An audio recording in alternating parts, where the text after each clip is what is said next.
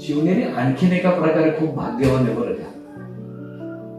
शिवजन्म झाला पण त्याचबरोबर शिवनेरी अशा कारणासाठी पवित्र आहे, भाग्यवान आहे की बाल शिवबांनी पहिला पाण्याचा घोट आणि पहिला मातीचा स्पर्श कुठल्या कानाला अनुभवला असेल ना तर तो साक्षात शिवनेरी आहे. तर छत्रपती शिवाजी महाराजांचा जन्म हा शिवनेरी किल्ल्यावर झाला आणि जिजाबाई इथे कधी आल्या याच्याबद्दल अनेक संदर्भ दिले जातात. तिथे येण्याचं कारणही खूप भयानक घडलेलं आहे. शहाजी महाराज साहेबांचे सासरे लखुजीराजे जाधव दगाफटका करून त्यांचा देवगिरीवर अक्षरशः खून करण्यात आला आणि शहाजी महाराज साहेबांनी हा विचार केला की अरे माझ्या सासऱ्यांनी इतकं सगळं काही या निजामशाही वाचवण्यासाठी किंवा त्यांचं साम्राज्य विस्तारण्यासाठी जो प्रयत्न केला, इमाने इतबारे एवढी चाकरी केली आहे आणि त्याचा परिणाम हे लोक असं देत आहेत. शहाजी महाराज साहेबांचा सगळ्यात जवळचा निजामशाहीतील विश्वासू सरदार, मराठा सरदार, तो सिद्धोजी विश्वासराव हे शिवनेरीचे किल्लेदार आहेत. लखुजी राजेंना दगा देऊन जो त्यांचा घात करण्यात आला ती तारीख आहे 25 जुलै 1629 आणि मग तो शहाजी महाराज साहेबांनी तो निर्णय घेतलाय. छत्रपती शिवाजी महाराजांनी पण शिवनेरी घेण्याचा 2 वेळा प्रयत्न केला, 1657 आणि 1678. या दोन्ही वेळेस त्यांनी प्रयत्न केला पण शिवनेरी किल्ला तेव्हा त्यांना घेता आला नाही. अगदी शिवनेरीला माळा लावण्यात सुद्धा आपले मावळे यशस्वी झाले त्यावेळेस. किल्ल्याचा किल्लेदार आहे अजीज खान. हा अजीज खान याला फितवण्यामध्ये सुद्धा यशस्वी झाले. त्यांनी कबुली पण केली, रक्कमही ठरली आहे, पण ऐन वेळी त्याने गडबड केली आणि अक्षरशः माळा लावून वर चढणारे सैनिक मावळे आपले ते सुद्धा कापले गेले आणि पर्यायाने शिवरायांना माघार घ्यावी लागली. एवढंच काय, संभाजी महाराजांनी सुद्धा प्रयत्न केला की आपल्या वडिलांची जन्मभूमी आपण परकीय राष्ट्रातून मुक्त करावी, पण त्यांचा सुद्धा तो प्रयत्न अयशस्वी झाला. हे शल्य महाराजांच्या मनात कायम आहे. नमस्कार, मी श्रेया खांडके. जुन्नर दर्शन या पॉडकास्ट मध्ये तुम्हा सगळ्यांचं अगदी मनापासून स्वागत करते. तर मंडळी, जुन्नर तालुका म्हटला तर शिवनेरी किल्ला हा आपल्या डोळ्यासमोर येतो, कारण या किल्ल्यावर स्वराज्याचे संस्थापक छत्रपती शिवाजी महाराजांचा जन्म झाला आणि या किल्ल्याने इतिहासाच्या अनेक खुणा जपून ठेवलेल्या आहेत. अनेक राजवटी या किल्ल्यावर आल्या आणि गेल्या, अनेक वास्तू या किल्ल्यावर आहेत. तर हा इतिहास खूप मोठा आहे, पण तो तुमच्यापर्यंत आणण्याचा आज एक प्रयत्न करते. आज आपल्या बरोबर आहेत विनायक खोत सर. नमस्कार सर. तर यापूर्वी आपण सरांची मुलाखत घेतलेली आहे आणि आज शिवनेरीवर एक विशेष मुलाखत होती. तर सरांबद्दल सांगायचं तर तुम्हाला सगळ्यांना माहितच असेल, सर दुर्ग अभ्यासक आहेत आणि इतिहासाचा अगदी गाढा अभ्यास त्यांनी केलेला आहे. तर नमस्कार सर. जय शिवराय आणि खूप खूप स्वागत आहे तुमचं जुन्नर दर्शन या पॉडकास्ट मध्ये. तर मला असं वाटतं की आपण शिवनेरीचा जो इतिहास आहे तो अगदी सुरुवातीपासून जाणून घेण्याचा प्रयत्न करूयात, कारण मला असं अनेकदा जाणवतं की शिवनेरी म्हटलं तर शिवाजी महाराजांचा जन्म झाला याचा आपल्या सगळ्यांना अभिमान आहे, पण याच्याही पलीकडे जाऊन या किल्ल्याने अनेक इतिहासाच्या खुणा जपलेल्या आहेत. हा किल्ला जेव्हा बांधला गेला तो काळ खूप जुना आहे, त्याच्याही आधी म्हणजे सातवाहन काळापासून हा इतिहास आहे. तर मला असं वाटतं की आपण तिथपासून सुरुवात करूया. तर शिवनेरी किल्ला कधी बांधला गेला आणि तो इतिहास काय? किल्ला म्हणजे डोंगरांना किल्ल्यांचं स्वरूप जेव्हापासून येऊ लागलंय तो काळ महत्वाचा आहे. साधारणतः संदर्भ असे भेटतात की डोंगरांना किल्ल्यांचं स्वरूप हे म्हणजे गिरिदुर्गाच्या बाबतीत म्हणतोय, चालुक्यांच्या काळापासून खऱ्या अर्थाने हळूहळू डोंगरांना दुर्गांचं स्वरूप येऊ लागलं. मग त्याच्यानंतरच्या काळात मग घाटमार्गांचं रक्षण, त्याची देखरेख किंवा व्यापारी मार्ग जर जाणार असेल जो अगोदरपासून सुरू होता, पण त्या काळानंतर हळूहळू संरक्षण प्रणाली जसजशी गरजेची वाटू लागली, मग खास करून या महाराष्ट्राच्या परिसरामध्ये हम्म. विशेषतः या सह्याद्रीच्या रांगांच्या मधून प्रवास करत असताना ज्या ज्या गोष्टींची गरज वाटू लागली त्याच्यात सगळ्यात प्रामुख्याने गरज होती ती संरक्षणाची. हम्म. आणि जो व्यापारी माल आहे त्याच्या सुद्धा संरक्षणाचे असे दोन्ही पद्धतीने ते गरज लक्षात घेता मग संरक्षण कसं करता येईल तर तुम्हाला थोडंसं उंचावर जावं लागेल. मग उंचावर जाऊन तुम्हाला दोन फायदे मिळणार आहेत. एकतर खालून येणारा तो तुमच्या नजरेच्या टप्प्यात येणार आहे जर तुम्ही वर असाल तर. आणि त्याचबरोबर एकदा तुमचा व्यापारी माल जो मूल्यवान आहे तो तुम्ही वर डोंगराच्या शिखरावर नेऊन ठेवलात तर खालनं सहज कोणीही काबीज करू शकणार नाही. या गोष्टी ध्यानात आल्यानंतर मग हळूहळू त्या डोंगरांना दुर्गांचं स्वरूप येऊ लागलं. अशा पद्धतीने ती सुरुवात झाली. आणि शिवजन्मभूमी किल्ले शिवनेरी विषयी बोलताना नक्कीच सांगावं असं वाटेल की शिवनेरीवर जास्त प्रमाणात यादव काळातील बांधकामं जी पुरातत्व अभ्यासानुसार जर अभ्यासला शिवनेरी किल्ला तर यादव काळातील बांधकाम ज्या पद्धतीचं आहे किंवा होतं त्या पद्धतीचे वर्णन असलेली रचना शिवनेरी किल्ल्यावर विशेषत्वाने जास्त मिळते. आणि म्हणून आपण म्हणू शकतो की यादवांच्या काळामध्ये शिवनेरीची जडणघडण खूप मोठ्या प्रमाणात झाली असावी हे निश्चित सांगते. तर आता शिवनेरी किल्ल्याचं नाव कसं पडलं याच्याबद्दल पण सांगा. मग आपण बोलूयात राजवटींकडे.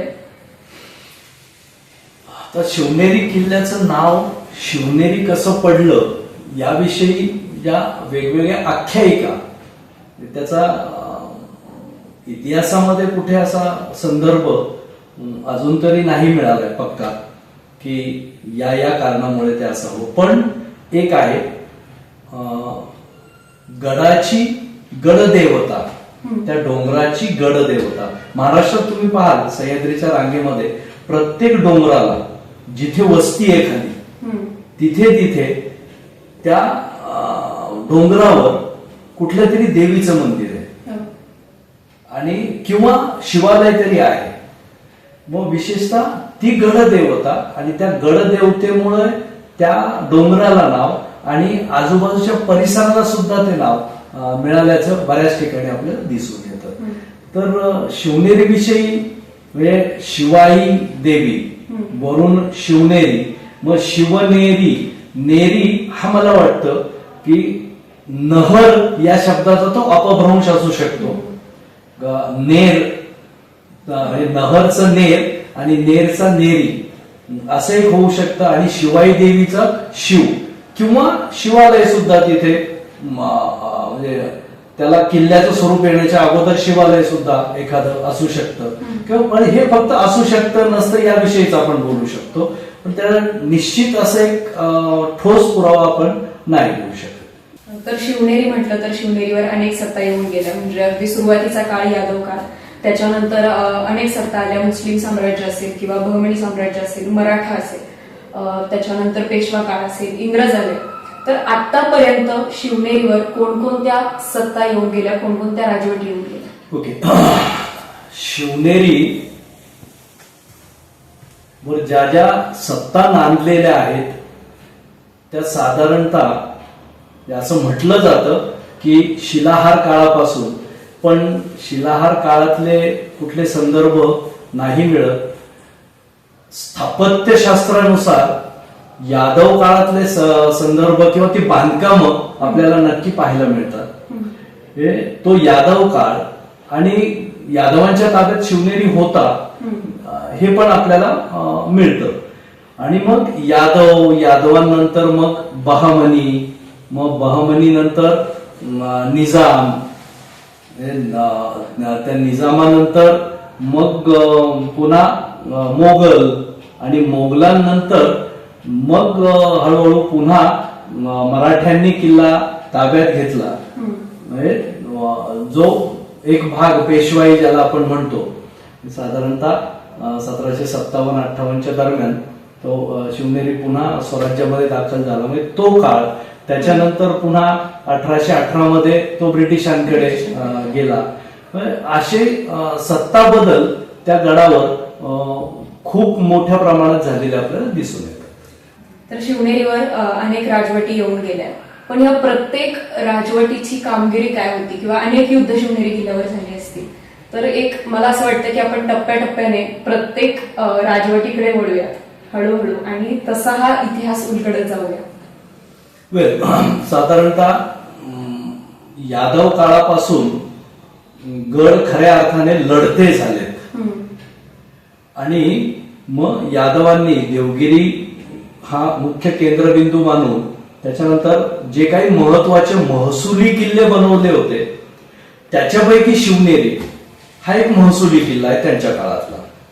आणि तो महसुली किल्ला असताना तो काबीज करण्यासाठी वेगवेगळ्या पद्धतीने प्रयत्न करणं वगैरे बहामनींनी अशा प्रकारेच तो किल्ला तो काबीज केलेला आहे सत्तांतर होत असताना.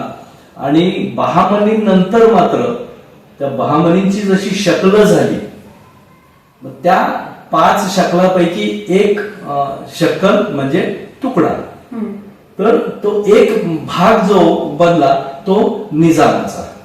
आणि मग त्याने निजामशाहीची ज्याने स्थापना केली अहमद मलिक त्याचं नाव, आणि त्या अहमद मलिकने मग तिथे बरीचशी बांधकामं केली. आणि मग त्या अहमद मलिकने ती सगळी बांधकामं वगैरे करून ऍक्च्युअली निजामशाहीची पहिली राजधानी कोणती त्यांनी ठरवली असेल तर ती शिवनेरी किल्ला आहे.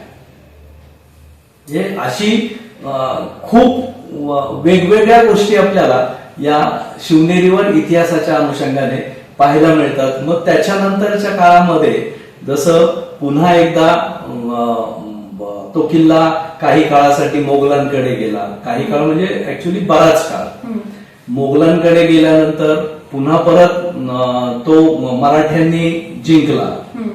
पुन्हा मराठ्यांनी जिंकल्यानंतर पुन्हा त्याच्यामध्ये ब्रिटिशांनी तो किल्ला हस्तगत केला. व या प्रत्येक काळामध्ये प्रत्येक ज्यांनी कोणी जिंकलाय त्यांनी स्वतःच्या पद्धतीने त्याच्यामध्ये बदल करण्याचा प्रयत्न केला आणि स्वतःचं अस्तित्व दाखवण्याचा प्रयत्न केलेला आहे. तर आता आपण शिवजन्माकडे वळूया. शिवनेरी किल्ला याच्यासाठीच ओळखला जातो आणि आपल्या सगळ्यांना याचा खूपच अभिमान आहे. तर छत्रपती शिवाजी महाराजांचा जन्म हा शिवनेरी किल्ल्यावर झाला आणि जिजाबाई इथे कधी आल्या याच्याबद्दल अनेक संदर्भ दिले जातात. तर जिजाबाई शिवनेरी किल्ल्यावर कधी आल्या किंवा शिवाजी महाराजांचा जन्म झाला कधी झाला याबाबतही अनेक उत्तरं आपल्याला ऐकायला मिळतात. तर याबाबत थोडंसं सविस्तर सांगा. खरं तर शिवजन्म हा खूप लोकांच्या आस्थेचा प्रश्न आहे आणि तो शिवनेरीवरच शिवजन्म का झाला याची कारण भौगोलिक परिस्थिती कारणीभूत आहे, राजकीय परिस्थिती त्या काळातली राजकीय उलथापालट जी झालेली आहे ती कारणीभूत आहे आणि त्याचबरोबर संबंध जपले जावेत. मग ते वैवाहिक कार्यक्रमाच्या माध्यमातून होईना किंवा एक सरदाराने दुसऱ्या सरदाराशी कायम संपर्क ठेवावा या भावनेतून किंवा काही वेळेस की आता कोणाचंच स्वामित्व आपल्याला नको, आपण स्वतःच वेगळं अस्तित्व निर्माण करण्याचा प्रयत्न करूया आपल्याच लोकांना बरोबर घेऊन. या वेगवेगळ्या कारणामुळं खर तर शहाजी महाराज साहेब हे शिवनेरीपर्यंत पोहोचलेले आहेत आणि शहाजी महाराज साहेब शिवनेरीवर पोहोचल्यानंतर मग तिथे एक वेगळी घटना घडलेली आहे. ते अर्थात भोसले घराण्यात आनंदाची घटना आहे ती, आणि ती म्हणजे युवराज संभाजींचं लग्न. खरं तर शहाजी महाराज तिथे का आले हे पण खूप अभ्यासण्यासारखं आहे, कारण तिथे येण्याचं कारणही खूप भयानक घडलेलं आहे. शहाजी महाराज साहेबांचे सासरे लखुजीराजे जाधव दगाफटका करून त्यांचा देवगिरीवर अक्षरशः खून करण्यात आला. आणि शहाजी महाराज साहेबांनी हा विचार केला की अरे माझ्या सासऱ्यांनी इतकं सगळं काही या निजामशाही वाचवण्यासाठी किंवा त्यांचं साम्राज्य विस्तारण्यासाठी जो प्रयत्न केला इमाने इतबारे, एवढी चाकरी केली आहे आणि त्याचा परिणाम हे लोक असं देत आहेत. ठीक आहे, मध्यंतरीच्या काळात काही कारणं वगैरे झाली असतील की लखुजी राजे काही काळ मोगलांकडे गेलेले आहेत, पुन्हा परत निजामशाहीमध्ये आलेले आहेत. ठीक आहे, पण याचा अर्थ तुम्ही इतकी मोठी सजा एका इमानी माणसाला देताय, मग तुमची विश्वासार्हता काय राहिली? हे शहाजी महाराज साहेबांच्या मनात आलं आणि हे माझा सुद्धा असंच काहीतरी दागाफटका करू शकतात, कारण मी पण सध्या त्यांचाच चाकर आहे. आणि म्हणून शहाजी महाराज साहेब तडक तिथून निघाले आणि ते निघत असतानाच या सगळ्या गोष्टींची शहनीच्या सगळ्या खबरा वगैरे त्यांच्या आहेत. आणि याच काळामध्ये शहाजी महाराज साहेबांचा सगळ्यात जवळचा निजामशाहीतील विश्वासू सरदार, मराठा सरदार, तो म्हणजे सिधोजी विश्वासराव हे शिवनेरीचे किल्लेदार आहेत. आणि त्याच्यामध्ये आणखीन एक बातमी अशी आहे की सिधोजी विश्वासरावांची मुलगी जयंती, तिचं नाव, ही उपवर झाली आहे. आणि इकडे युवराज संभाजी सुद्धा उपवर, अर्थात त्या काळात लग्न खूप कमी वयामध्ये होत होती. त्याची कारणंही वेगवेगळी होती, त्या खोलामध्ये आपण नको जाऊयात. तर मग या दोन्ही मुलगा मुलगी हे दोन्ही उपवर झाल्यामुळे शहाजी महाराज साहेबांच्या मनामध्ये तो विचार आला की आपण हा नातेसंबंध जर जोडला तर बळकटी येईल, आपल्या विचारांना एक वेगळं बळ देणारा आपलाच माणूस मिळेल. आणि तो सुद्धा आपला का, तर त्या अगोदर सुद्धा एक घटना शिवनेरी किल्ल्याने पाहिलेली आहे साक्षात, ते म्हणजे शहाजी महाराज साहेबांचे छोटे बंधू शरीफजी राजे यांचा विवाह सुद्धा या शिवनेरीवर संपन्न झालेला आहे.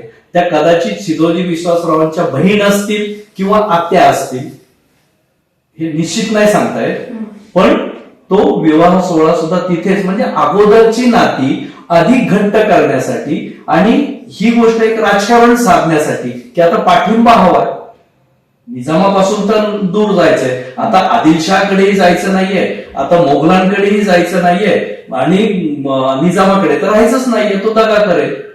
मग त्यासाठी काय करायचं? मग आपल्या लोकांची साथ मिळवायला हवी. आणि या कारणामुळं खरं तर शहाजी महाराज साहेब हे शिवनेरी किल्ल्याकडे आलेले दिसत आहेत इतिहासामध्ये.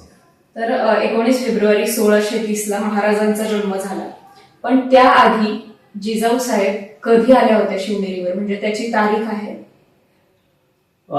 तारीख अशी नक्की नाही सांगता येणार, पण साधारणतः जुलै ऑगस्ट या दरम्यान, विशेषतः एक तर जुलैच्या शेवटच्या महिन्यात, शेवटच्या आठवड्यात किंवा ऑगस्टच्या पहिल्या आठवड्यात त्या आल्या असाव्यात.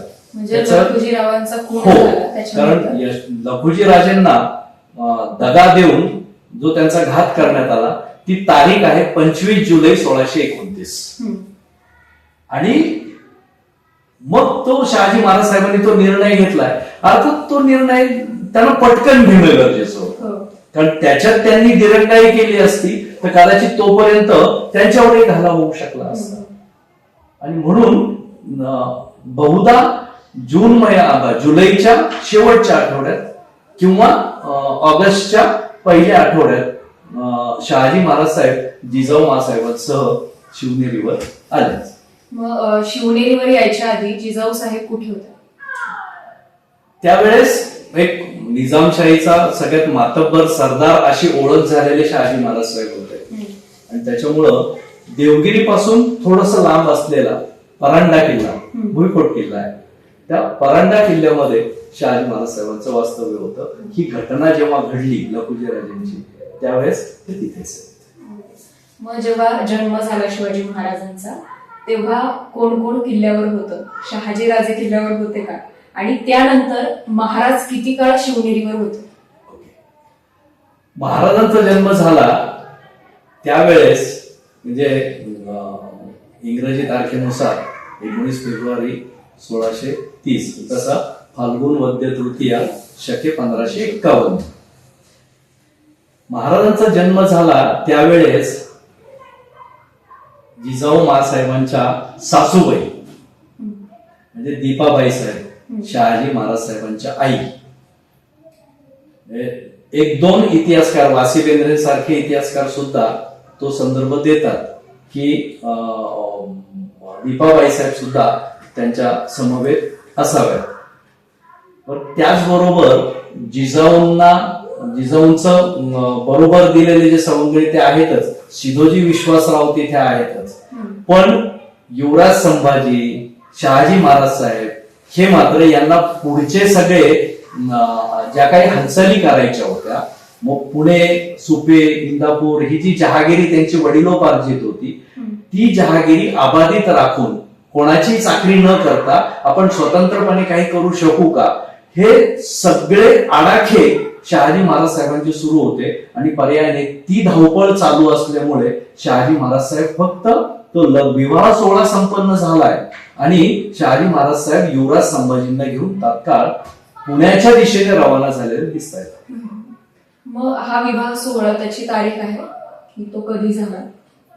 नाही, ती तारीख नाही मिळत इतिहासामध्ये. तसा खूपच म्हणजे तसं पाहिलं गेलं तर बऱ्याच वेळेला म्हणजे शहाजी महाराज साहेबांचा जन्मदिवस असेल, जिजाऊ मासाहेबांचा जन्मदिवस असेल, इतकंच कशाला, अवघा महाराष्ट्र नाही अवघा हिंदुस्थान ज्यांना अगदी शिरस्थानी घेतो, आपल्या हृदयामध्ये साठवून घेतो, अशा छत्रपती शिवरायांचा सुद्धा जन्माविषयी, जन्मतिथीविषयी कितीतरी वाद होता.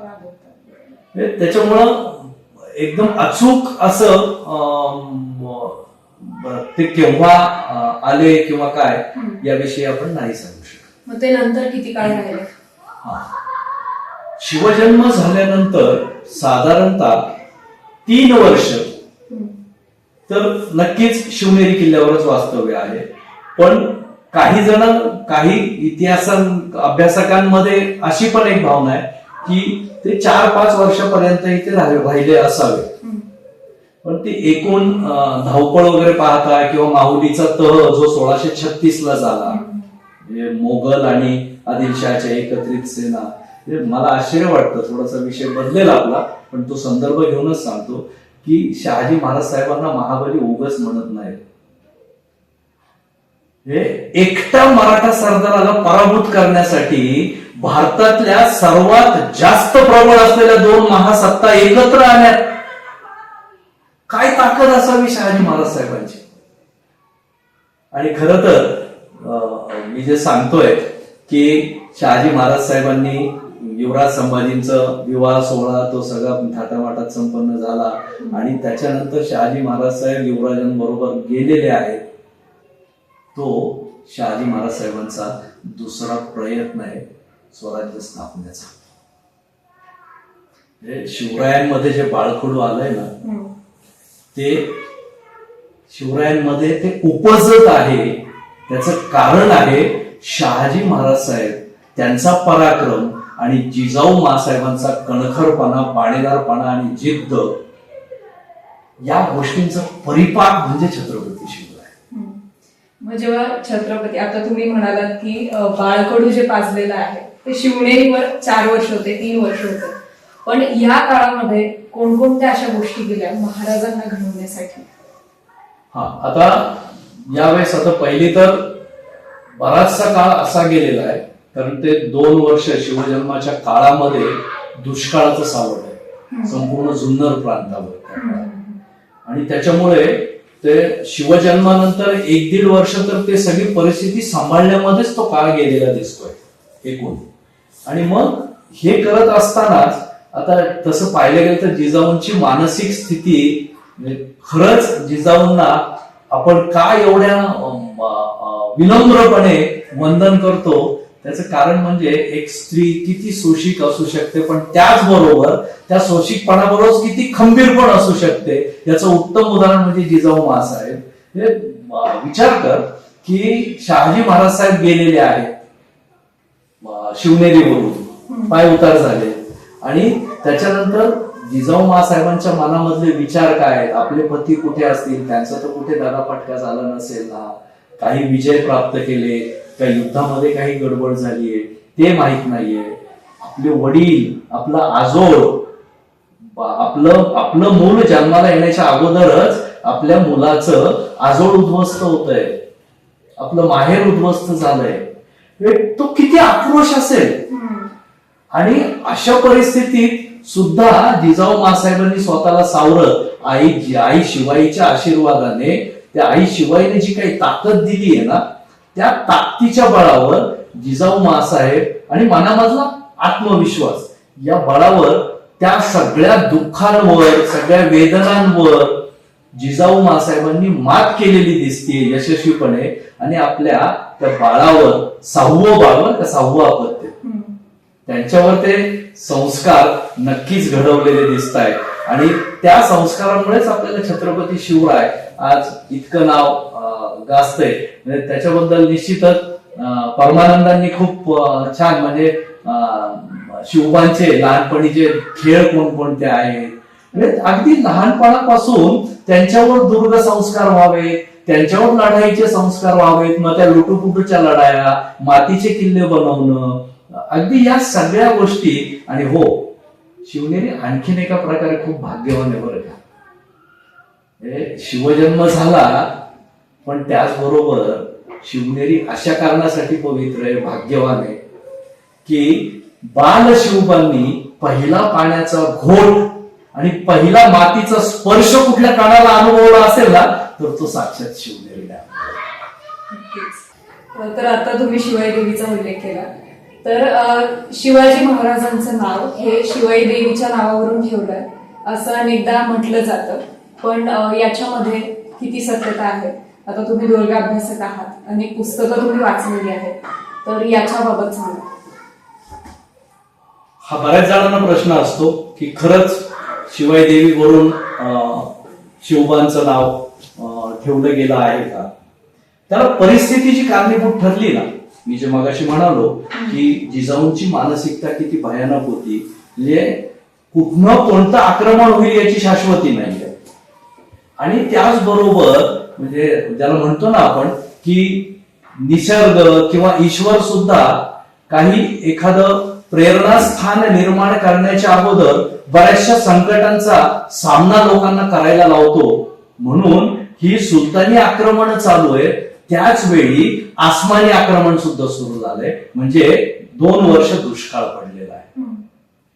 आणि ही सगळं अर्थात हे सगळं गरोदर असताना जिजाऊ मासाहेब, आणि मग हे आसमानी संकट आलेलं आहे, सुलतानी आक्रमण चालू आहेत, आपल्या पतीचं काय झालंय, कुठे काय आता पता नाही, म्हणजे काही निरोप संदेश काही येत नाहीये पटकन, सगळ्या चिंता आहेत, दुःख आहे आपल्या वडिलांचं, आपल्या भावांना जो दगाफटका करून ठार मारलेला आहे. या सगळ्या वेदना शेवटी जिजाऊंना सहन नाही झाल्या. त्यांनी एका लेवलपर्यंत प्रयत्न केलाय, त्या गर्भापर्यंत दुःखाच्या संवेदना जाऊ नये म्हणून आटोकाट प्रयत्न केलेला असणार आहे जिजाऊ मासाहेबांनी. पण कुठेतरी त्या संवेदना सुद्धा शेवटी नाही, जिजाऊंना ते सहनच झालं नाही ते सगळं बघणं. मग जिजाऊ मासाहेब तडक उठलेले आहेत सरकारवाड्यातून, म्हणजे जिथे शिवाजीराजे विश्वासराव राहत आहेत तिथून त्या निघालेल्या आहेत आई शिवाईला साकडं घालायला. आणि आई शिवाईच्या मंदिरामध्ये, गर्भगृहामध्ये जाऊन दार उघड ही हाक दिलीये. जो अन्याय अत्याचार जो चालू आहे, रयतेवर जे काही त्रास देण्याचं काम, जे अत्याचार करण्याचं काम चालू आहे, या अत्याचार करणाऱ्या राक्षसांचं निर्धारण करणारा कुणीतरी जन्माला येऊ दे, असं तब्बल 300-325 वर्षापासून अवघा महाराष्ट्र बोलतोय. पण जिजाऊ मासाहेब या एकट्याचे बरं का असं म्हणणाऱ्या, की त्याशिवाय देवीला अर्जव करतायत की आई, माझ्या पोटी जर तो पुत्र जन्माला आला जो अख्ख्या महाराष्ट्र धर्माचं उद्धार करू शकेल, त्यांचं रक्षण करू शकेल, जर माझ्या पोटी मुलगा जन्माला आला तर त्याचं नाव मी तुझ्या नावाने ठेवेल, आई दार उघड. आणि मग शिवजन्म झालेला आहे. आणि मग शिवरायांचं नाव वगैरे, ते नामकरण विधी वगैरे सगळा शिवनेरीवरच संपन्न झालेला आहे. आणि पहिला श्वास, पहिला घास हा सुद्धा शिवनेरीवरच त्यांना तो जो विधी असतो तो सुद्धा तिथेच संपन्न झालेला आहे. आणि मग ते नामकरण करत असतानाच ते आई शिवाईवरून ते नाव शिवाजी असं नाव ठेवण्यात आलं. तर मग हे आता शिवजन्म झाल्यापासून तुम्ही आता म्हणालात की 3-4 वर्ष शिवाजी महाराज शिवनेरी किल्ल्यावरच होते, त्याच्यानंतर मग ते पुण्याला गेले. तर मग पुण्याला जाण्याचं काय कारण होतं याच्याबद्दल? आता याच्यामध्ये 1636 पर्यंत शहाजी महाराज साहेबांनी जो काही स्वराज्य स्थापनेचा दुसरा प्रयत्न केलेला दिसतोय, म्हणजे त्यांनी अक्षरशः निजामाचा एक थोडक्यात प्रसिद्धीपासून बाजूला असलेला एक वारस त्याला घेतलाय आणि त्याच्या नावाने शहागड पेमगिरी ज्याला म्हटलं जातं त्या पेमगिरीवर त्याला मांडीवर घेऊन शहाजी महाराज साहेबांनी निजामशाही ती जवळजवळ म्हणून आपण पुनर्स्थापना केली आणि ती निजामशाही वाढवण्याचा प्रयत्न, तो निजामशाही वाढवण्याचा नव्हता बरं का, तो स्वराज्य स्थापनेचा होता. कारण मी स्वतः या मुलाला घेऊन बसलोय याचाच अर्थ नियंत्रण सगळं माझं राहणार आहे. मग इथल्या रयतेवर रक्षण करण्याची, रयतेचं रक्षण करण्याची, त्यांना वेगवेगळ्या व्यवसाय उद्यमामध्ये आणखीन जास्त पुढे घेऊन जाण्याची किंवा शेतकऱ्यांना योग्य तो सगळा मोबदला देण्याच्या बाबतीत सुद्धा हे स्वतःला करता येईल आणि म्हणून शहाजी महाराज साहेबांनी तो प्रयत्न केलेला दिसतो आपल्याला. मग शहाजी महाराज साहेब त्यांनी 1636 पर्यंत कसा बसा तो प्रयत्न केलेला आहे रयतेचा राज्य निर्माण करण्याचा. पण दुर्दैवाने त्या दुसऱ्या प्रयत्नाला सुद्धा शहाजी महाराज साहेबांच्या ते अपयश आलेलं दिसतंय आपल्याला. मी मगाशी म्हणालो की 2 बलाढ्य महासत्ता मोगल आणि आदिलशाह हे दोन्ही एकत्र आले शहाजी महाराज साहेबांचा पराभव करण्यासाठी. आणि मग शेवटी शिवनेरीवरून माहुली आणि त्या माहुली किल्ल्यावर जेव्हा घेरा पडला या संयुक्त सेनेचा आणि मग तिथे मात्र शहाजी महाराज साहेबांना तह करण्याशिवाय दुसरा पर्याय नव्हता. आणि ही सगळी धामधूम धावपळ चालू असल्यामुळे आणि मग शेवटी एकदाचा शिवनेरी पहिल्यांदा मोगलांकडे गेला बरं का त्या काळात. 1636 ला त्यांच्या आदिलशाह आणि मोगलांमध्ये जी काही वाटणी ठरली होती, मग त्याच्यामध्ये शहाजी महाराज साहेबांना महाराष्ट्रात नाही ठेवायचं, तत्कालीन महाराष्ट्राच्या प्रांतात नाही ठेवायचं, त्यांना बेंगलोर प्रांती जाऊ द्या किंवा हे, आणि किल्ले मात्र मोगलांनी स्वतःकडे ठेवले ते पहिल्यांदा. आणि मग तिथून पुढे मात्र शहाजी महाराज साहेबांकडे दुसरा उपाय उरला नाही आपल्या जहागिरीकडे जाण्याशिवाय.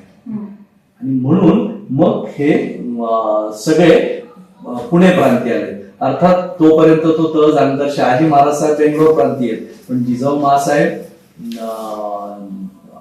छोट्या शिवबांना घेऊन मात्र खेड शिवापूर, पुनवडी, पुणे वसवणं, कारण त्याच वेळेसची ती घटना आहे, शिवजन्म होण्याच्या वेळेसचीच घटना आहे बरं काही, की ज्यावेळेस इकडे शिवजन्म ज्या वर्षी झालाय त्याच वर्षी आदिलशहाने त्याचा एक सरदार पाठवलाय, नाव आहे मुरार जगदेव, आणि त्याला सांगितलंय की पुणे बेचिराग कर. या मुरार जगदेवाने त्याचा माणूस बरोबर घेऊन त्याला पाठवलंय आणि पुणे अक्षरशः जाळून खाक केलंय. ती जी पहार वगैरे रोवली ना, ते जे म्हटलं जातं ते, तर तो सगळा आपल्याच माणसाने केलेला आहे. म्हणजे आदिलशहाने किती शाख डोकं चालवलं, अशाही अनेक गोष्टी. आणि म्हणून पर्यायाने मग शिवनेरीवरून त्यांना प्रवास करत करत करत शेवटी पुण्याकडे जावं लागलं. मग खेड शिवापूर पुणे असेल, त्याच्यानंतर काही काळासाठी बेंगलोर क्रांती, असा त्यांचा तो बालपणीचा जडणघडणीचा काल दिसतो. मग छत्रपती शिवाजी महाराजांनी पण शिवनेरी घेण्याचा 2 वेळा प्रयत्न केला बरोबर, 1657 आणि 1678. या दोन्ही वेळेस त्यांनी प्रयत्न केला, पण शिवनेरी किल्ला तेव्हाही त्यांना घेता आला नाही. तर काय कारण होतं? पुन्हा एकदा याची भौगोलिक परिस्थिती किंवा शिवनेरीच्या ज्या वास्तू आहेत ज्या बांधल्या गेल्या आहेत त्याचं ते याच्या मागे कारण असू शकतं का? एकतर पहिली गोष्ट, आपला ताबा नाहीये त्या गडावर. नुसताच गडावर नाही तर आसपासचा जो मुलूक आहे त्याच्यावर सुद्धा ताबा नाहीये ना. मग शिवनेरीचं रक्षण करणारा पहिला कोणता तर जुन्नरचा भुईकोट. या भुईकोटावरच शिवाजी महाराजांनी जेव्हा हल्ला केला त्याला कितीतरी मोठी रक्कम मिळालेली आहे. याला लूट म्हणता येणार नाही. मी रक्कम का म्हणतोय किंवा वसुली का म्हणतोय, ह्या लोकांनी जी काही रक्कम आपल्याच लोकांकडनं घेतलेली आहे ना, शेतकरी असतील व्यापारी असतील यांच्याकडे जबरदस्तीने सारा वसूल केलेला आहे, जबरदस्तीने रक्कम वसूल केलेली आहे. आणि ती जेव्हा शिवाजी महाराज खरं आलेत शिवनेरीसाठी, पण शिवनेरी घेण्या अगोदर इथे मात्र तो घेणं गरजेचं होतं, कारण पहिला प्रतिकार इथूनच होणार होता. दुर्दैवाने त्याही प्रयत्नात त्यांना परत जावं लागलं. तो किस्सा तोच. अगदी शिवनेरीला माळा लावण्यात सुद्धा आपले मावळे यशस्वी झालेत त्यावेळेस. माळा म्हणजे काय तर दोरखंडाच्या आणि त्याच्यामध्ये लाकूडून तयार केलेल्या शिड्या. या शिड्या त्या तटबंदीला लावायच्या, म्हणजे खालून फेकायच्या. अडकली का मग त्याच्यावर मावळा चढून जाणार आहे आणि मग त्या माध्यमातून मग दरवाजा उघडणं असेल किंवा आणखीन मावळे वर घेणं असेल या पद्धतीने. आणि हे नियोजन ठरलंय त्यावेळेस किल्ल्याचा किल्लेदार आहे अजीज खान. हा अजीज खान याला फितवण्यामध्ये सुद्धा यशस्वी झाले. त्यांनी कबुली पण केली, रक्कमही ठरली आहे, पण ऐन वेळी त्याने गडबड केली आणि अक्षरशः माळा लावून वर चढणारे सैनिक मावळे आपले ते सुद्धा कापले गेले. आणि पर्यायाने शिवरायांना माघार घ्यावी लागली. एवढंच काय, संभाजी महाराजांनी सुद्धा प्रयत्न केला की आपल्या वडिलांची जन्मभूमी आपण परकीय दास्यातून मुक्त करावी, पण त्यांचा सुद्धा तो प्रयत्न अयशस्वी झालेला दिसतोय. हे शल्य महाराजांच्या मनात कायम आहे. पेशव्यांच्या काळातला शिवनेरी कसा होता? विशेषतः पेशव्यांच्या काळामध्ये जास्त करून बऱ्याच किल्ल्यांचा कैद खाना म्हणून वापर खूप मोठ्या प्रमाणात आपल्याला केलेला दिसून येतो. जसं शिवरायांच्या काळात कैदखाना म्हणजे रायगडच्या आसपासचे जे आहेत त्यांच्यापैकीच विशेषत्वाने वापरले. पण पेशवाई ही पुणे आणि पुण्याच्या परिसरामध्ये जास्त प्रमाणात एकवटलेली असल्यामुळं मग त्यांनी या परिसरामध्ये असलेल्या किल्ल्यांचा वापर बऱ्यापैकी तुरुंग म्हणूनच तो केलेला आपल्याला दिसून येतो. आणि त्याचबरोबर आता हे पेशवे म्हणजे तरी कोण आहेत नेमके, तर पेशवे म्हणजे स्वराज्याचे पंतप्रधान. हे छत्रपती शिवरायांनीच निर्माण केलेलं पद आहे. छत्रपती शिवरायांनी जेव्हा राज्याभिषेकाच्या वेळेस जे अष्टप्रधान मंडळ नेमलेलं आहे त्या अष्टप्रधान मंडळाचा प्रमुख कोण आहे? पेशवे. पेशवाई आणि मराठा काळ हा वेगळा नाही आपण हे करू शकत. तो आणि आपल्याला अगदी थोरले छत्रपती शाहू महाराजांपर्यंत आपल्याला दिसून येत आहे ना की पेशवे कोणाच्या आज्ञेने वागतायत, तर छत्रपतींच्या आज्ञेने वागतायत. त्याच्यामुळे तो काळ आपल्याला वेगळा असा करणं मला तरी वाटतं ते योग्य ठरणार. तर 1817-18च्या दरम्यान शिवनेरी किल्ला हा परत इंग्रजांच्या ताब्यामध्ये गेला. तर इंग्रजांनी काय बदल केले शिवनेरीमध्ये, किंवा मी असंही ऐकलेलं आहे की अनेक पडझडी झाल्या किंवा ब्रिटिशांनी अनेक वास्तू पाडलेल्या आहेत शिवनेरीवरच्या. अगदी बरोबर. तसं ब्रिटिश काळामध्ये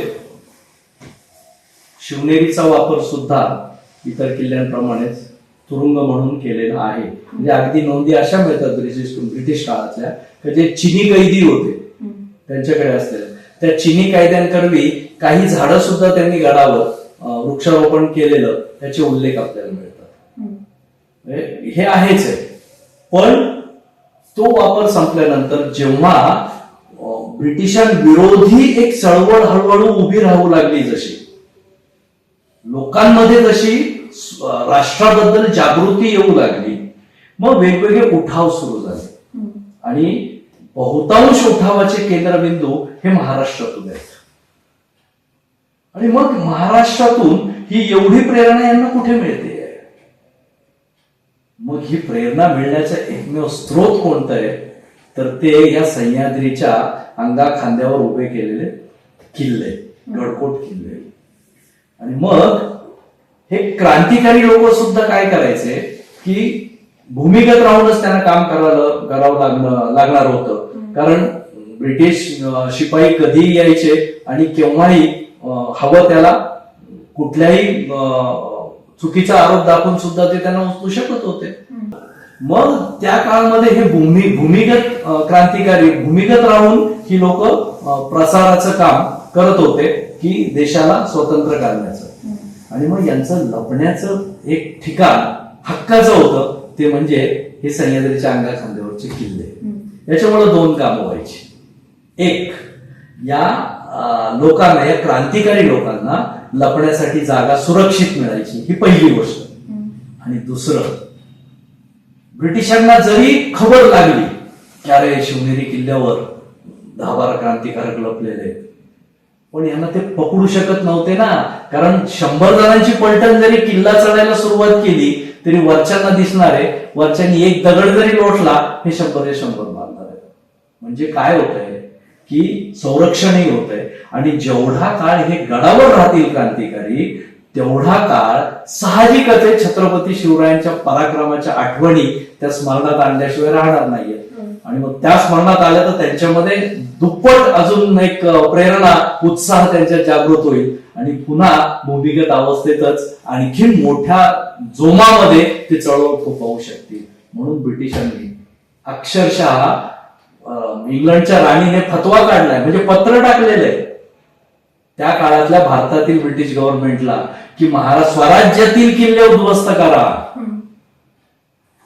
बाकी महाराष्ट्राच्या बाहेरचे नाहीयेत किंवा तत्कालीन स्वराज्याच्या बाहेरचे किल्ले उद्ध्वस्त करा हे पत्र नाहीये.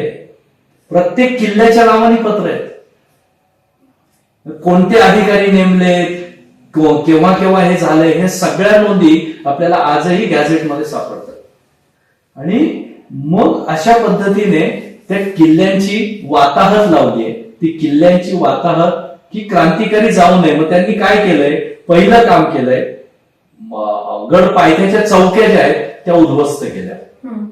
आणि वर गेल्यानंतर ज्या तोफा आहेत, ज्या तोफा त्या गडाचं रक्षण करण्यासाठी होत्या, त्याच तोफांची तोंड आतमधल्या बाजूला वळवली आहेत. आणि तिथले जे बांधकामं आहेत, ही सगळी बांधकामं असतील, धान्य कोठार असेल, तोफेच्या स्फोटकांची ती दारू साठवण्यासाठीचे धान्य ती कोठार असतील, हे सगळे अक्षरशः उद्ध्वस्त करून टाकले, पेटवून टाकले.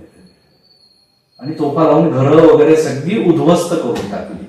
जेवढे मार्ग आहेत जाण्याचे ते सुद्धा त्यांनी डिस्टर्ब करण्याचा प्रयत्न कसा केलाय तर खाली उतरत असताना एक असा टप्पा निवडलाय साधारणतः 50 फूट ते 100 फूट एवढा अंतराचा, कातळ कोरीव पायरी मार्गाचा, की तिथे सुरुंग लावलेत. अक्षरशः सुरुंग म्हणजे पहाडीने होल घेतले, त्याच्यामध्ये स्फोटकं भरली.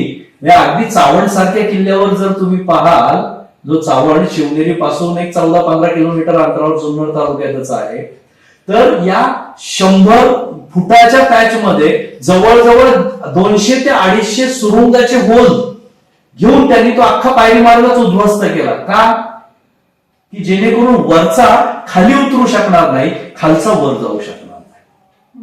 म्हणजे आपोआपच गडावरचा राबता बंद होईल. आणि हो, ब्रिटिशांनी स्वराज्यातील गडांवर जायला जवळपास 100 वर्ष मनाई केलेली होती. आज जी महाराष्ट्र स्वराज्यातल्या गड किल्ल्यांची अवस्था आपण पाहतोय ना, त्याचे हे सगळे कारणीभूत कोण आहेत तर हे ब्रिटिश आहेत. त्याच्या मागे त्यांचं फक्त एकच होतं की आम्ही जास्त काळ इथं टिकलं पाहिजे. पण त्या तुमच्या टिकण्यापायी तुम्ही आमचा अख्खा संस्काराचा भागच संपवून टाकला. तुम्ही आमच्या इतिहासाची जी धरोहर ज्याला म्हणू आपण, तीच संपवून टाकली. आणि त्याच्यामुळं ही किल्ले आज आपल्याला अशा अवशेष रूपात, पडझड झालेल्या रूपात दिसतात. पण तरी सुद्धा एक निश्चित सांगेल की जरी अवशेष रूपात किल्ले असले ना आपले, तरी हे किल्ले लोकांसाठी भले अवशेष रूपात असतील, पण जिथं तुमचे आमचेच मावळे लढलेले, धारातीर्थी पडलेले, पण स्वराज्य राखलंय आणि आजही त्यांचं अस्तित्व तिथे आहे. ही खऱ्या अर्थाने तुमची आमची तमाम महाराष्ट्राची शौर्य मंदिर आहेत, ते नुसते अवशेष नाहीयेत. तर शिवनेरीवर कोणकोणत्या अशा वास्तू आहेत ज्या ब्रिटिशांच्या काळामध्ये उद्ध्वस्त झाल्या? आता ब्रिटिशांच्या काळामध्ये उद्ध्वस्त झाल्या त्या कोणत्या वास्तू? विशेषतः कातळकोरीव पायरी मार्ग हे पहिलं. त्याच्यानंतर जसं महाद्वार, पहिला दरवाजा मी सांगितला, त्या पहिल्या दरवाजामध्ये 2 बुरुज शिल्लक होते. किंवा अगदी छत्रपती शिवरायांचा जन्म ज्या वास्तूमध्ये झालाय ती वास्तू सुद्धा, तो खरं पाहता चौसोपी वाडा आहे अख्खा. तो कदाचित दुमजली असावा, कारण त्याची प्लिंथ जर पाहिली ना इतकी मजबूत केलेली आहे की सहज 2 मजली बांधकाम तिथे शक्य होतं त्या काळात. व मध्ये अंगण, चारी बाजूला त्या राहण्याच्या सगळ्या खोल्या, ती दालनं, अशा प्रकारची असेल रचना. पण आज आपल्याला काय दिसतंय? फक्त शिवजन्मस्थानाची असलेली इमारत. त्या इमारतीमध्ये सुद्धा जो तळमजला आहे तो तळमजल्याचाच निम्म्यापेक्षा अधिक भाग तो जुना आहे. त्याचे फोटो सुद्धा उपलब्ध आहेत. आणि त्याच्यानंतर 1926-27च्या दरम्यान राजर्षी शाहू महाराजांचे चिरंजीव राजाराम महाराज साहेब आणि भास्करराव जाधव, म्हणजे राजर्षी शाहू महाराजांचे अत्यंत विश्वासू आणि त्या काळातले मुंबई प्रांताचे शिक्षण मंत्री बहुधा असे भास्करराव जाधव साहेब यांनी पुरातत्व खात्याच्या मदतीने त्या प्रवेशद्वार पहिलं आणि शिवजन्मस्थानाचा जो पहिला मजला आहे त्याची पुनर्बांधणी आपल्याला केलेली दिसते. या व्यतिरिक्त ब्रिटिशांनी जेवढी बांधकामं आहेत ती सगळी, आज अंबारखाना आपल्याला दिसतो निजामाच्या काळातला आहे, पण तो आजही इतका जबरदस्त मजबूत अवस्थेत आहे. मग तोफांचा भडीमार झेलून सुद्धा, ब्रिटिशांच्या तोफांचा, तर निश्चितच ब्रिटिशांच्या काळापर्यंत ती इमारत सुद्धा नक्कीच चांगली अवस्थेत असणार. पण या सगळ्या इमारतींची त्यांनी पडझडच करून टाकली आणि आणखीन एक काम केलंय त्यांनी, ब्रिटिशांनी ज्या तोफा गड उद्ध्वस्त करण्यासाठी वापरल्या ना, त्या तोफा एकतर त्यांनी कड्यावरनं खाली लोटून दिल्या किंवा त्या पाण्याच्या टाक्यांमध्ये लोटून दिल्या आणि त्याच्यावर पाण्यामध्ये कचरा जाऊ नये म्हणून ज्या संरक्षण भिंती बांधलेल्या असतात त्या काळातल्या, त्या भिंती सुद्धा त्यांनी त्या पाण्यामध्ये लोटून दिल्या, जेणेकरून तोफही दबली जाईल, त्याचा पुनर्वापर होणार नाही आणि पाणीही खराब होईल. हे एकूणच विद्रुपीकरण आपल्या इतिहासाचं ज्याला केलेले कारणीभूत कोण असतील तर त्या काळातलं ते ब्रिटिश सरकार. ब्रिटिशांच्या काळानंतर आपण आता थोडस स्वातंत्र्याच्या थोडासा आधीचा काळ, म्हणजे जसा मी उल्लेख ऐकलाय की 25 एप्रिल 1925 साली, म्हणजे जेव्हा शिवजयंती पहिली केली गेली असा एक उल्लेख आहे. तर शिवजयंती नेमकी कधी चालू झाली शिवनेरी किल्ल्यावर? 1925 साली हे जे जसं मी म्हटलो की प्रवेशद्वार आणि शिवजन्मस्थानाचा वरचा मजला हा ज्या काळात उभा राहिला त्या काळातच ती झालेली असण्याची ती एक शक्यता आहे. पण विशेषतः 1960 पर्यंत मात्र अक्षय तृतीयेला शिवजयंती शिवनेरी आणि जुन्नर परिसरामध्ये साजरी होत होती आणि अक्षय तृतीया हाच दिवस शिवजन्माचा मानला जात होता आणि म्हणून तो शिवजयंती सोहळा खूप मोठ्या सन्मानात, मोठ्या थाटामाटात तो तिथे संपन्न व्हायचा. पण त्याच्यानंतर मग ज्या 2 तारखा 1627 की 1630 या 2 तारखांमध्ये कुठेतरी इतिहास तज्ञांमध्ये, इतिहास अभ्यासकांमध्ये ते कुठेतरी एकमत झालं, सरकारनेही त्या गोष्टीला संमती दिली आणि मग फाल्गुन वद्य तृतीया शके 1551 म्हणजेच 19 फेब्रुवारी 1630 या गोष्टीवर शिक्कामोर्तब झालं आणि मग त्याच्यानंतरच्या काळात मग शिवजयंती 19 फेब्रुवारी या ब्रिटिश कालगणनेप्रमाणे सुरू झाली. याच्या आधी पण व्हायची शिवजयंती? हो, शिवजयंती होतच होती आणि त्याला ते अक्षय तृतीयेचं म्हणजे धार्मिक स्वरूपही होतं आणि छत्रपती शिवरायांच्या जन्माचा सोहळा, अशा दोन्ही गोष्टींचा तो मिलाप आपल्याला पाहायला मिळतो. तर तुम्ही आता 1960चा उल्लेख केला, तर 27 एप्रिल 1960 रोजी यशवंतराव चव्हाणांनी आपल्या शिवनेरी किल्ल्यावरच महाराष्ट्र राज्याची घोषणा केली होती. तर तो इतिहास काय होता त्याच्याबद्दल सांगा. खरं तर त्याच्यासाठी मुंबईसह संयुक्त महाराष्ट्राची चळवळ या गोष्टीकडे आपल्याला जावं लागेल. पण ठीक आहे, आता तो थोडासा महाराष्ट्राच्या दृष्टीने, महाराष्ट्र राज्य निर्मितीच्या दृष्टीने थोड्याशा कटू आठवणी आहेत. पण तरी सुद्धा भारत स्वतंत्र झालाय, पण महाराष्ट्र तरी सुद्धा स्वतंत्र नाही. 1947 ते 1960 म्हणजे साधारणतः 13 वर्ष महाराष्ट्राला वाट पाहावी लागलीये स्वतंत्र राज्याचा दर्जा मिळवण्यासाठी. मग ते भाषावर प्रांत रचना वगैरे होत्या, त्या सगळ्या गोष्टी. पण शेवटी एकदाच 1955 ते 1960 5 वर्ष मुंबई सहसंयुक्त महाराष्ट्र राज्य घोषित व्हावं याच्यासाठी अवघा महाराष्ट्र एकवटला होता. सर्व जाती धर्माची लोक ही एक दिलाने जवळ आली होती. मग ते कलाकार असतील, गिरणी कामगार असतील, शेतकरी असतील, सर्व स्तरातील मंडळी, शाहीर असतील, हे सगळे एकवटलेले आहेत. आणि शेवटी गोष्टी घडल्या आणि दिल्ली दरबारापर्यंत ती गोष्ट गेली की आता आपल्याला मुंबई ही महाराष्ट्राला जोडल्याशिवाय पर्याय नाही. त्यांनी खूप वेगवेगळे ऑप्शन्स दिलेले होते केंद्र सरकारने, तत्कालीन आपल्याच केंद्र सरकारने. एकतर मुंबई स्वतंत्र राज्य म्हणून घोषित करा, गुजरात आणि महाराष्ट्र वेगळा, किंवा मुंबई गुजरातला जोडा. नव्हतं, आम्हाला दोन्ही पर्याय मान्य नव्हते. आम्हाला म्हणजे त्या काळातील आपल्याच पूर्वजांना, चळवळीमध्ये पुढे असणाऱ्या लोकांना. आणि मग शेवटी त्यासाठी 105 किंवा 107 जणांना हौतात्म्य पत्करावं लागलं. अभिमानाने सांगतो, त्याच्यामध्ये आपल्या जुन्नरची एक व्यक्ती आहे ज्यांना ते हौतात्म्य पत्करावं लागलं. अशा प्रकारे हे एवढे बळी गेल्यानंतर अनेक लोकांची काय वाताहत झाली असेल माहित नाही. नोकऱ्या गेल्या असतील किती जणांच्या, कोणी अपंग झालं असेल त्या मारहाणीत. खूप खूप झेललं महाराष्ट्राने. पण शेवटी दिल्ली दरबारामध्ये एक मात्र यशवंतराव चव्हाण साहेबांना बोलवून आलं. त्यावेळेस यशवंतराव चव्हाण साहेब हे मुंबई प्रांताचे मुख्यमंत्री आहेत बरं का. कारण तो मुंबई गुजरात म्हणजे मुंबई शहर, गुजरात आणि महाराष्ट्र हे सगळं मिळून मुंबई प्रांत आहे. ते मग त्यांना बोलवलं गेलं आणि मग संसदेमध्ये तो ठराव वगैरे संमत झाला. आणि मग यशवंतराव चव्हाण साहेब आले की बाई कुठून घोषणा करावी. आणि खरंच म्हणजे यशवंतराव चव्हाण साहेबांच्या त्या स्मृती नक्कीच त्या जागृत होतात की यशवंतराव चव्हाण साहेबांचा इतिहासाचा अभ्यास किती प्रगल्भ असेल. एक राजकीय क्षेत्रातील एक नेतृत्व आणि त्यांचा इतिहासावर इतका अभ्यास की काही क्षणात त्यांनी तो निर्णय घेतलाय की ती घोषणा कुठे करायची.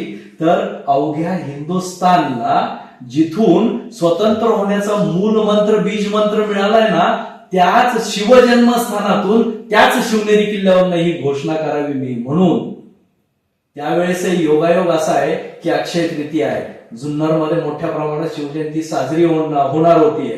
हे सगळे प्रसंग आहेत. 27 एप्रिल ते 1 मे हा अख्खा जुन्नर शहरामध्ये सप्ताह बसलेला आहे. या अक्षरशः महाराष्ट्रभरातून 3-3.5 लाख लोक जुन्नरमध्ये, आज जो बोडके नगर एरिया जो बस स्टँड आहे नवीन, त्याच्या मागच्या बाजूचा जो आधुनिक जुन्नर जे पुढे वाढतंय, तो मोकळं मैदान होतं. आमच्या लहानपणापासूनचं खेळण्याचं क्रिकेटचं मैदान आहे, 2-4 मैदानं बसतील इतकं मोठं. तिथे 3 ते 3.5 लाख लोक ही मुक्कामी आहेत. त्यांची राहण्याची, खाण्यापिण्याची व्यवस्था जुन्नरकरांनी केलेली आहे. अशा पद्धतीने 27 एप्रिल 1960 ला यशवंतराव चव्हाण साहेबांनी जुन्नर नगरपालिका, जी सध्या सर्वात जुनी म्हटलं तरी चालत नगरपालिका आहे या परिसरातली, पुणे जिल्ह्यातली राजर असं म्हटलं तरी हरकत नाही, पण त्या नगरपालिकेमध्ये महाराजांच्या अर्धपुतळ्याचं अनावरण केलं सकाळी. आणि मग तो सगळा लवाजमा 3-3.5 लाख लोक वाजंत्री वगैरे घेऊन मोठ्या डौलाने शिवनेरीवर गेलेले आहेत. त्या शिवनेरीवर जात असताना शवाष्णीच्या डोक्यावर ते मंगल कलश आहेत. महाराष्ट्रातील पवित्र नद्यांचे, गड किल्ल्यांचे, प्रमुख गड किल्ल्यांच्या मातीचे ते जे कलश आहेत, ते कलश आज जिथे शिवगंज इमारत पाहतोय ना आपण, त्या परिसरामध्ये ते कलश ठेवले गेलेले आहेत. आणि तिथे सगळ्या जणांचे कान आतुरलेले आहेत की यशवंतराव चव्हाण साहेब काय घोषणा करणार आहेत. आणि ती घोषणा यशवंतराव चव्हाण साहेब तिथे उभे राहिलेत आणि घोषित केलंय की 1 मे 1960 पासून मुंबईसह संयुक्त महाराष्ट्र राज्य अस्तित्वात येण्याचा ठराव दिल्लीच्या संसदेमध्ये संमत झालाय. आणि 1 तारखेपासून मुंबईमध्ये तो कारभार स्वतंत्रपणे राज्याचा सुरू होणार आहे. आणि त्याचा मंगल कलश, त्याचं पूजन आपण इथे करत आहोत. ही घोषणा म्हणजेच तो संयुक्त महाराष्ट्र राज्य घोषणा दिन हा शिवनेरी किल्ल्यावर संपन्न झालेला आहे. खूपच अभिमान वाटतोय जेव्हा अशा इतिहासाच्या घटना ऐकल्या जातात. आणि खरंच आपल्या जुन्नर तालुक्यामध्ये खूपच मोठा इतिहास दडलेला आहे, पण तो कुठेतरी आपल्यालाच माहित नाही असं झालेलं आहे. स्वराज्यातील सगळे किल्ले हे आपण त्याच नजरेने पाहिले गेले पाहिजे. कारण तिथे तुमचे आमचेच पूर्वज ते कुठेतरी त्यांनी आपला घाम गाळलेला आहे, रक्त गाळलेलं आहे, वेळ प्रसंगी प्राण सुद्धा त्यांना त्यागावे लागलेले आहेत केवळ स्वराज्य राखण्यासाठी. आणि आज तोच त्यांचा सुकलेला का होईना तो घाम, सुकलेला का होईना तो रक्ताचा थेंब, किंवा अगदी वाळून गेलेला तो मांसाच्या चिखलाचा तुकडा आजही आपलं अस्तित्व त्या नळकोटांच्या तटाभोवतीवर आपलं अस्तित्व राखून आहे. किमान त्यांच्या स्मृती तरी जतन करण्यासाठी आपण इतिहास वाचण्यासाठी गड किल्ल्यांवर आलं पाहिजे. आणि खऱ्या अर्थाने शिवजयंती तेव्हाच साध्य होईल जेव्हा शिवविचारांपैकी छत्रपती शिवरायांनी जे काही अफाट काम करून ठेवलेलं आहे ना आपल्यासाठी, त्याच्या 1% जरी महाराजांचे विचार जर आपल्या आयुष्यामध्ये आपण अंगी बाळगू शकलो तर मला वाटतं ती खऱ्या अर्थाने शिवजयंती असेल. केवळ 1 दिवस नाही, 365 दिवस शिवजयंती साजरी करावी, पण ती गडांवर जाऊन साजरी करावी आणि दुर्ग वाचनाने साजरी करावी. या सगळ्यांना शिवजयंतीच्या शुभेच्छा देतो. धन्यवाद. जय शिवराय.